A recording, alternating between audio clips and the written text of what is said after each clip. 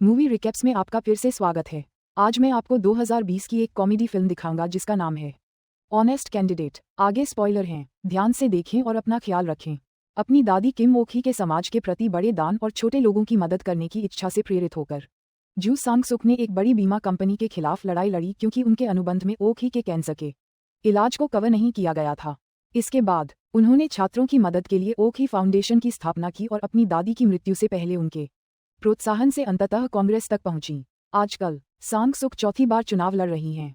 उनके पास विशेषज्ञों की एक टीम है जो हर छोटी बात का ध्यान रखती है और इस पर नजर रखती है कि शहर के किस वर्ग के लोगों को अब अपनी तरफ करना है।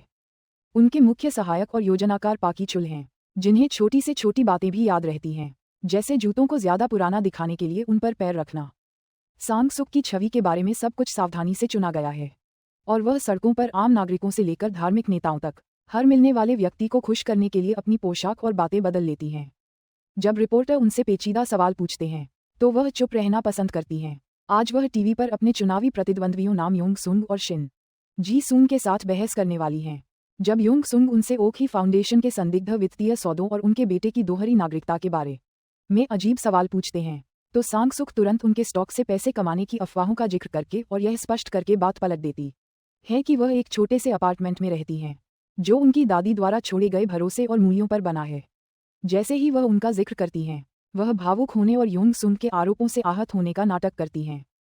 इंटरव्यू खत्म होने के बाद शो के रिपोर्टर किम जुन यंग ने डायरेक्टर चाई योंग क्यूंग से पूछा कि कोई सांग सुक के वित्तीय लेन देन की गहराई से जांच क्यों नहीं करता, और योंग क्यूंग उन्हें इस विषय को छोड़ने के लिए कहता है क्योंकि 6 साल बाद वह कुछ नहीं कर सकता।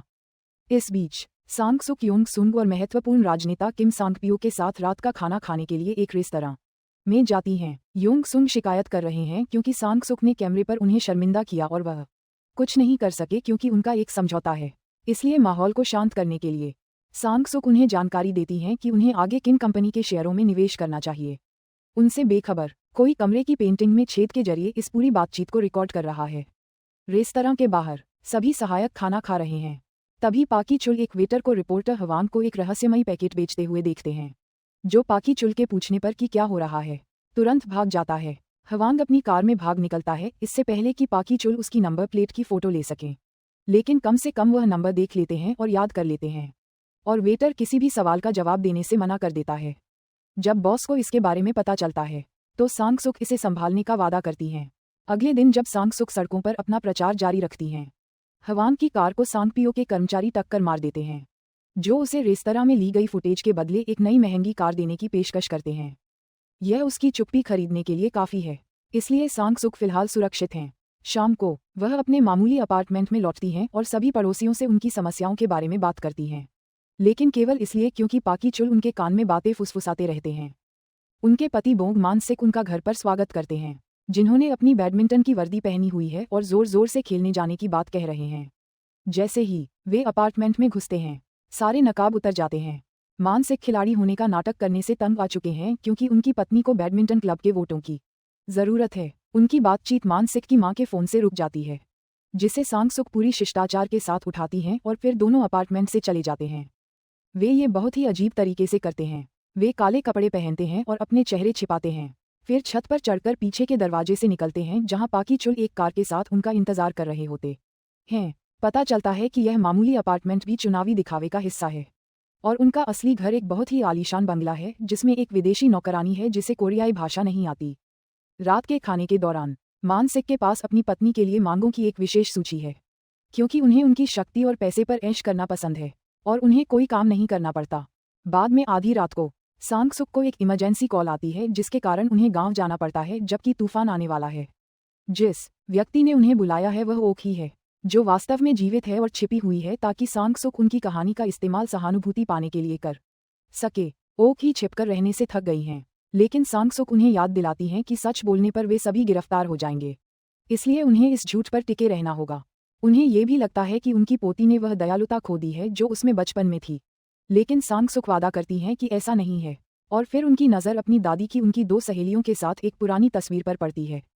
सांग सुक घबरा जाती है, उसे लगता है कि ओक ही पुराने दोस्तों के संपर्क में है, और ओक ही को गुस्सा आता है क्योंकि उसकी पोती को ओक ही की खुशी से ज्यादा अपनी पहचान छुपाने की चिंता है।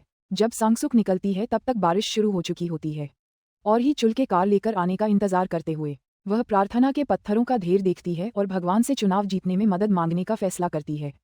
घर वापस आकर ओक ही भी प्रार्थना करती है और भगवान से कहती है कि सांगसुक झूठ बोलना बंद कर दे। उसी पल प्रार्थना के पत्थरों पर बिजली गिरती है। अगली सुबह जब सांगसुक नाश्ते के लिए नीचे आती है तो मानसिक उसे बताता है कि उसकी माँ का फोन आया था और सांगसुक बिना चाहे बार बार उनका अपमान कर देती है। उसे समझ नहीं आता कि उसकी जुबान को क्या हो गया है। कुछ घंटों बाद ये जोड़ा एक लाइव स्ट्रीम इंटरव्यू के लिए जाता है जिसके होस्ट से ही चुल ने पहले ही बात कर ली थी ताकि वह राष्ट्रपति चुनाव और गंदे लतीफों जैसे विषयों को न छुए। हालांकि जैसे ही सवाल शुरू होते हैं सांगसुक अपनी बातों पर नियंत्रण नहीं रख पाती और खुद ही वे विषय छेड़ देती है। यहाँ तक कि यह भी मान लेती है कि वह और उसके पति सालों से करीब नहीं आए हैं और वह अपने फॉलोअर्स के कमेंट्स नहीं पढ़ती है। वही फॉलोअर्स अब सोच रहे हैं कि क्या वह नशे में है। मानसिक हंसता रहता है और इसे मजाक दिखाने की कोशिश करता है, लेकिन इंटरव्यू पूरी तरह बर्बाद हो जाता है। सांगसुक को एहसास होता है कि विषय चाहे जो भी हो वह झूठ नहीं बोल सकती। अपने पति को बेरोजगार परजीवी कहने के बाद जब वह चला जाता है तो वह और ही चुल अपनी आत्मकथा के विमोचन के लिए एक बुक स्टोर जाते हैं, लेकिन वहाँ चीजें और भी खराब हो जाती हैं। वह मान लेती है कि उसने किताब पढ़ी तक नहीं क्योंकि इसे किसी और लेखक ने लिखा है। उन्होंने रिव्यूज के लिए पैसे दिए थे और शहर में नया बुक स्टोर नेताओं के लिए बुरी खबर है क्योंकि यह लोगों को कम बेवकूफ़ बनने में मदद करता है। ही चुल मानसिक के विचार पर चलते हुए इसे मजाक दिखाने के लिए हंसता रहता है, लेकिन सांगसुक बहुत घबरा जाती है और चिल्लाते हुए अपनी विग उतारकर कार्यक्रम खत्म कर देती है। उसका अजीब व्यवहार इंटरनेट पर वायरल हो जाता है और जुन यंग तय करता है कि उसकी कहानी की गहराई तक जाने का ये सही समय है। शाम को वह उसके अपार्टमेंट जाता है और ये देखकर हैरान रह जाता है कि उसका मेलबॉक्स बिलों से भरा पड़ा है। इससे पहले कि वह उन्हें वापस रख पाता उसे सांगसुक और ही चुल के आने की आवाज़ सुनाई देती है, इसलिए वह उनके देखने से पहले छिप जाता है। ही चुल सांगसुक को अपार्टमेंट ले जाने से पहले मेलबॉक्स चेक करता है और जैसे ही वे लिफ्ट में जाते हैं जुन यंग बिल वापस रखता है और भाग जाता है। जब ही चुल नीचे वापस आता है तो वह देखता है कि मेलबॉक्स अब भर गया है और उसे तुरंत शक हो जाता है, इसलिए वह बिल्डिंग से बाहर भागता है और किसी को कार में भागते हुए देखता है। इस बार वह कैमरा पेन से तस्वीरें लेने के लिए तैयार है, लेकिन वे सब धुंधली आती हैं, इसलिए वह अपनी कार के सुरक्षा कैमरे की जांच करता है और जुन यंग को उस इलाके की छानबीन करते हुए देखता है। कुछ ही देर बाद सांगसुक और उसका पति अपने आलीशान घर जाते हैं जहां मानसिक की मां बिना बताए उनका इंतजार कर रही होती है। झूठ न बोल पाने के कारण सांगसुक उनका अपमान करती है और उनके साथ क्रूर व्यवहार करती है, जिससे वे रोते हुए चली जाती हैं। ये श्राप इतना बुरा और सटीक है कि सांगसुक मानसिक के लिए सहानुभूति तक नहीं दिखा पाती, बल्कि वह इस बात से बहुत खुश है कि वह बुढ़िया अब कुछ समय तक घर नहीं आएगी। अगले दिन सांगसुक डॉक्टर, एक्यूपंक्चर विशेषज्ञ और यहाँ तक कि एक ओझा के पास भी जाती है, लेकिन उनमें से कोई भी उसकी मदद नहीं कर पाता। इसलिए ही चुल चुनाव प्रचार के विशेषज्ञ ली वून हॉक को काम पर रखने का फैसला करता है। वून हॉक अपने कुछ संपर्कों को फोन करके शुरुआत करता है और सांगसुक को फुटबॉल क्लब और सेना जैसे विभिन्न महत्वपूर्ण संस्थानों के समर्थन के साथ पेश करता है। फिर वे यंग सुक की छवि खराब करने के लिए उसकी एक शर्मनाक तस्वीर इंटरनेट पर डालते हैं। वे ऑनलाइन सबसे ज्यादा सर्च किए जाने वाले नतीजों में भी हेरफेर करते हैं और अपने विरोधियों के सभी पर्चे हटाकर उनकी जगह अपने पर्चे लगा देते हैं। हालांकि ईमानदारी ही सांगसुक की एकमात्र समस्या नहीं है। शहर में एक कार घूम रही है जिसके स्पीकर पर सांगसुक के बेटे के बारे में भाषण चल रहा है, जिसे उसने दूसरी नागरिकता के लिए विदेश में जन्म दिया था ताकि वह सैन्य सेवा से बच सके, लेकिन अब अभियोजक उसे ढूंढ नहीं पा रहे हैं। इस समस्या को हल करने के लिए मानसिक अपने बेटे बोंग यून हो को खोजने और उसे सेना में भेजने के लिए कोरिया वापस लाने विदेश जाता है। उसे जबरदस्ती बाल कटवाने के लिए मजबूर करने के बाद सांगसुक उसे भारी भुगतान के बदले सेना में शामिल होने के लिए मना लेती है, जिसे यून हो स्वीकार कर लेता है। अगले दिन वून हॉक चाहता है कि सांगसुक विदेश में बच्चा होने की अपनी कहानी पर एक प्रेस कॉन्फ्रेंस करे, लेकिन सांगसुक बताती है कि वह इसे नहीं पढ़ सकती क्योंकि यह झूठ है। उसने यून हो को कभी जन्म नहीं दिया, वह मानसिक का किसी और औरत से बेटा है। ये सिर्फ झूठ की बात नहीं है, वह नहीं चाहती कि यून हो को प्रेस कॉन्फ्रेंस के जरिए इस बात का पता चले। भले ही उसने उसे जन्म न दिया हो, लेकिन फिर भी वह उसका बेटा है। इस नामुमकिन झूठ की परेशानी से बचने के लिए सांगसुक पूरी रात बर्फ के टुकड़ों से भरे ठंडे पानी के टब में बिताती है, ताकि जब प्रेस कॉन्फ्रेंस का समय आए तो वह अपनी बात पूरी करने से पहले ही बेहोश हो जाए और सब कुछ वहीं रुक जाए। सांगसुक को अस्पताल भेजा गया है, जहां टीवी पर ताज़ा खबरें चल रही हैं कि यूनहो उसका सगा बेटा नहीं है, और यह बात किसी तरह पत्रकारों के कानों तक पहुंच गई है। जब उसे छुट्टी मिलती है तो वे बाहर उसका इंतजार कर रहे होते हैं, लेकिन वह बस इतना कहती है कि अब वह अपने परिवार का इस्तेमाल चुनाव प्रचार के लिए नहीं करेगी। कुछ लोग इस बात के लिए उसका सम्मान करने का फैसला करते हैं कि उसने उस बच्चे को पाला जो उसका नहीं था। इस बात से बेखबर कि यून यंग उसका पीछा कर रही है, वह सीधे उस आलीशान घर में अपने बेटे का हाल जानने जाती है। लेकिन पता चलता है कि उसे 8 साल की उम्र से ही सच पता था। मान सिक ने नशे में उसे सब बता दिया था और सजा के तौर पर सांगसुक उसे स्विमिंग पूल में फेंक देती है। इस बीच यून यंग चुपके से सांगसुक की नौकरानी से मिलता है, जो असल में कोरियन बोल सकती है, ताकि वह घर के अंदर के कुछ राज जान सके। कुछ दिनों बाद सांगसुक एक थिएटर में अपनी उन सच्चाइयों के बारे में प्रस्तुति दे रही है जो उसने शहर के लिए पहले ही की हैं। तभी जी सून वहां आकर उसे टोकता है और आरोप लगाता है कि उसने उस बीमा कंपनी के साथ सौदा किया है जिसके खिलाफ वह कभी लड़ती थी। सांगसुक यह मानने ही वाली होती है कि यह सच है। तभी ही चुल बम देखने का नाटक करता है और सांगसुक को धक्का देकर सबको थिएटर से बाहर निकाल देता है। घर लौटकर वे सबसे पहले बीमा कंपनी से मिले सारे तोहफे फेंक देते हैं। उन्हें वह घर भी छोड़ना होगा क्योंकि उसका किराया भी वही कंपनी भर रही थी। कुछ समय बाद सांगसुक ये देखकर खुश है कि वह फिर से सवे में नंबर 1 पर है। तब वून हॉक उसे अपनी अगली योजना बताता है। फिर से शरीफ बनने से काम नहीं चलेगा, इसलिए सांगसुक अब खुद को देश की सबसे ईमानदार नेता के रूप में पेश करेगी, यूनहो की मदद से, जिसने उसके लिए एक मज़ेदार गाना लिखा है। सांगसुक लोगों से बात करती है और डिबेट में हिस्सा लेकर बताती है कि सिस्टम कितना भ्रष्ट है, जिससे उसे लोगों की सहानुभूति मिलती है। एक दोपहर जब वे ओखी फाउंडेशन के पास से गुजरते हैं, सांगसुक एक महिला को वहां विरोध प्रदर्शन करते देखती है जिसका बेटा कम नंबर आने की वजह से अपनी जान दे चुका है।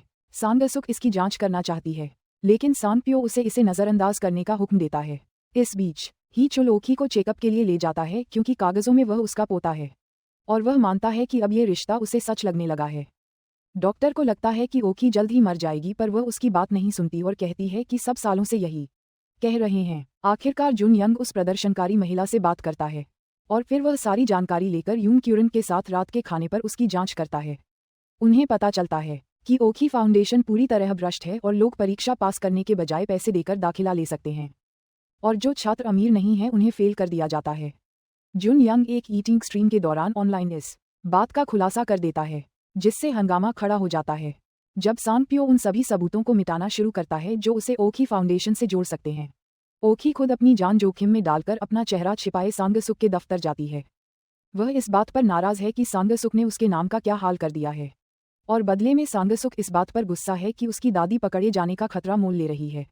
वे दोनों वापस ओखी के घर के पास प्रार्थना वाली जगह पर जाते हैं, इस बात से अनजान कि वून हॉक उनका पीछा कर रहा है और अब उसे पता है कि ओखी जिंदा है। वे दोनों प्रार्थना करते हैं कि सांगसुक फिर से झूठ बोल पाए, लेकिन उनकी बात सुनी गई हो ऐसा कोई संकेत नहीं मिलता।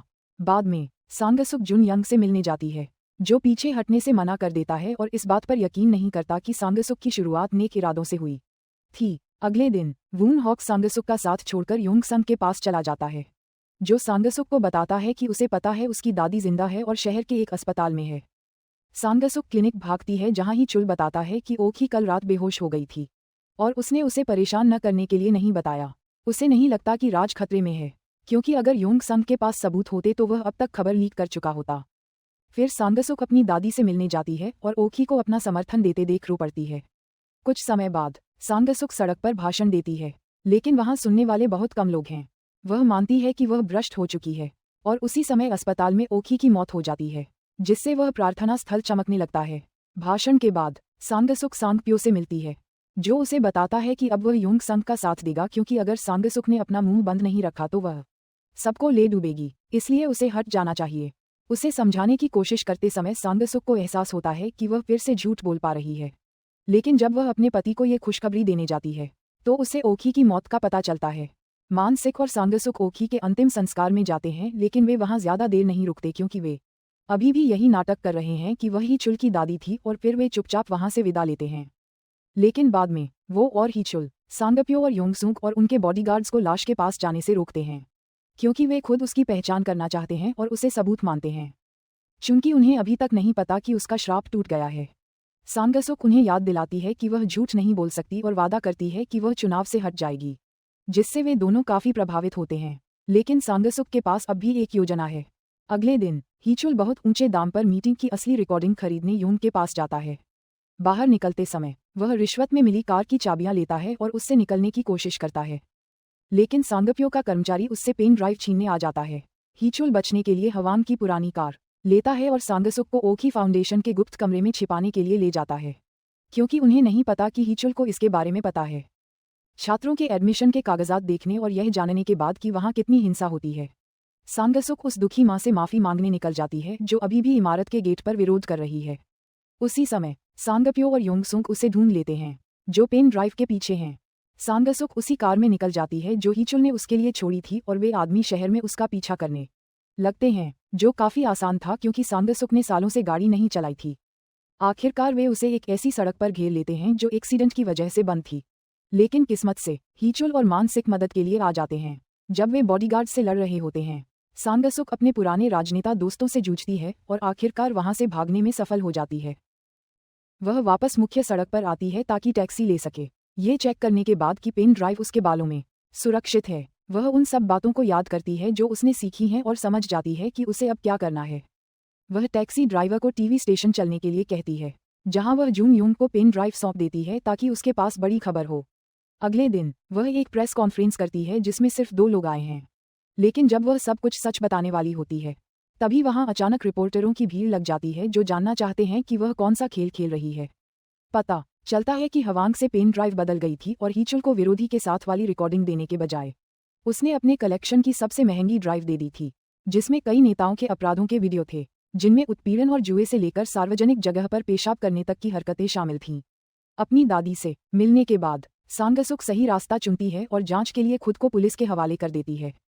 2 साल बाद सांगसुक जेल से रिहा होती है और अपने अनुभवों पर लिखी किताब से पैसे कमा रही है।